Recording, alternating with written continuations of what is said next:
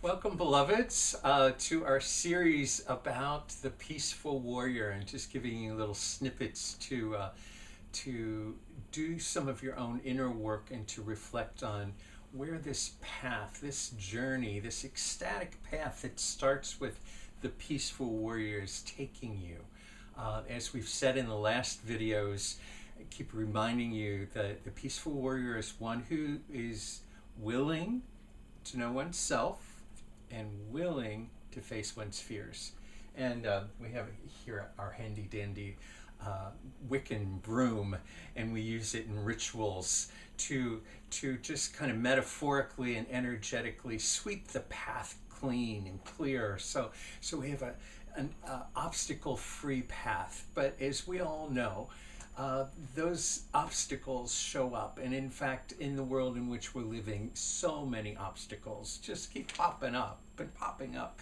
And so how do we stay present as peaceful warriors who are willing to know themselves and willing to face their fears, to sweep those things away out of our energy field, out of our innermost being, and out of the spaces in which we inhabit in the world? So I want to tell you a story.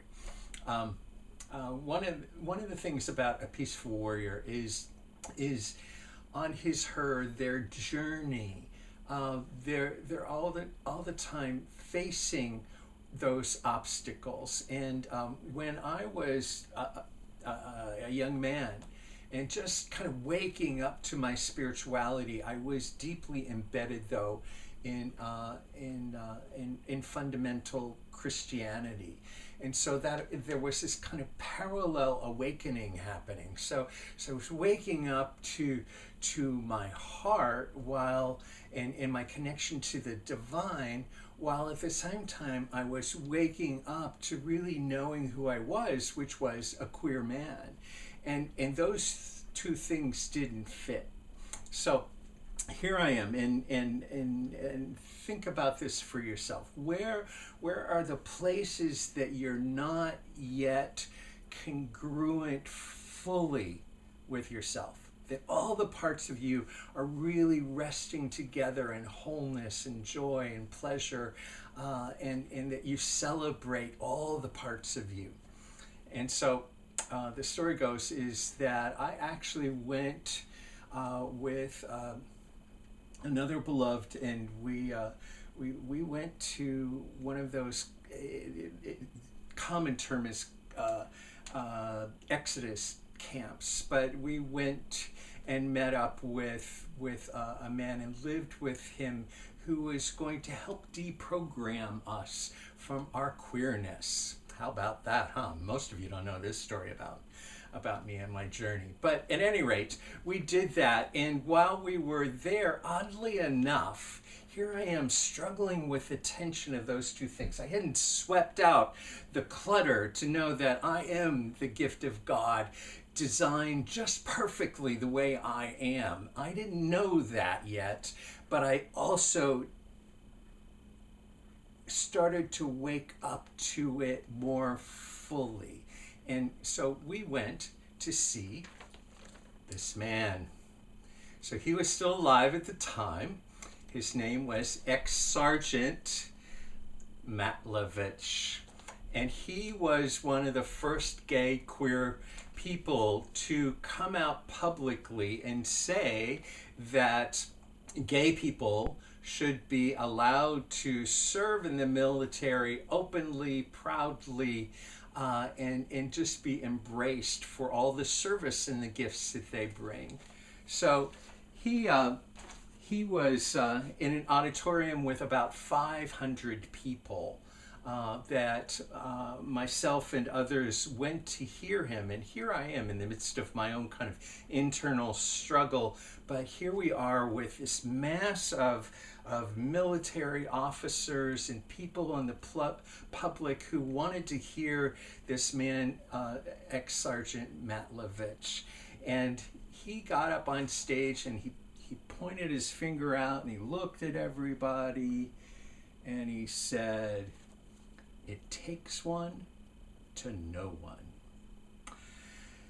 And of course, everybody kind of gasped. And he said, And so what I'm going to do is I'm going to start pointing out who all the gay people are in this mass audience, and you could feel it. Oh my God, so much tension and fear. And what if he points at me? You could feel it. You could hear almost the voices, internal voices that were going on in the crowd.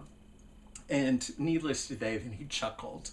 And he said, no, I would never do that. But you now have the experience in your body of what it feels like for someone to point at you and accuse you of being gay or queer. And so that was really poignant. And everybody was riveted on every word he had to say after that, because they wanted to know how this man came into his level of congruence to be out proud, in service, in challenging the world that equality for all is the path. So, peaceful warrior, sweeping out the clutter, congruence. The path or the journey of the peaceful warrior involves you sweeping out the clutter that keeps you from fully being authentically you. Because until you're authentically all of you, you are not fully in service. You are not fully in the gift of who and what you are. So this journey that we're taking about the peaceful warrior is for everybody. So I use my queer story to kind of accentuate it. But, we all have many coming outs yet to do. What are the coming outs, especially in these times where things are starting to erupt and you get to look at yourself and face yourself in the mirror, probably in very unique ways because of COVID, because of time out and shelter in place, and because of what's going on chaotically in the world around us. We're able to look in the mirror, probably in these times, as peaceful warriors being given the gift of self-examination. So my question to you is, how congruent do you feel with all parts of yourself? And are you celebrating all parts of yourself? Namaste.